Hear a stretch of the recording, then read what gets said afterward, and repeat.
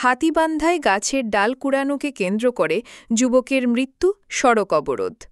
লালমনিরহাটের হাতীবান্ধায় সরকারি গাছের ভেঙে পড়া ডাল কুড়ানোকে কেন্দ্র করে সংঘর্ষে আনোয়ার হোসেন নামে এক যুবকের মৃত্যু হয়েছে। এই ঘটনার প্রতিবাদে খুনিদের গ্রেফতার ও ফাঁসির দাবিতে নিহতের পরিবার, স্বজন ও এলাকাবাসী বিক্ষোভ করে মহাসড়ক অবরোধ করেছেন।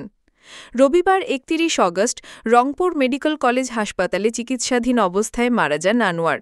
এর আগে গত ১৭ অগস্ট উপজেলার সিন্দুরনা ইউনিয়নের দক্ষিণ ধুবনী এলাকায় এ সংঘর্ষের ঘটনা ঘটে। স্থানীয় সূত্রে জানা যায়, বৃষ্টিতে ভেঙে পড়া সরকারি গাছের ডাল কুড়ানোকে কেন্দ্র করে আনোয়ার হোসেন ও শহীদুলের মধ্যে কথা কাটাকাটি হয়। এক পর্যায়ে শহীদুলের আঘাতে গুরুতর আহত হন আনোয়ার। পরে তাকে প্রথমে হাতীবান্ধা উপজেলা স্বাস্থ্য কমপ্লেক্স এবং পরবর্তীতে রংপুর মেডিকেল কলেজ হাসপাতালে ভর্তি করা হয়। সেখানে ১৫ দিন মৃত্যুর সঙ্গে লড়ে অবশেষে তিনি আজ সকালে মারা যান। এদিকে আনোয়ারের মৃত্যুর খবরে উত্তেজিত হয়ে এলাকাবাসী মহাসড়ক অবরোধ করে রাখে। তারা দ্রুত খুনিদের গ্রেফতার ও দৃষ্টান্তমূলক শাস্তির দাবি জানান।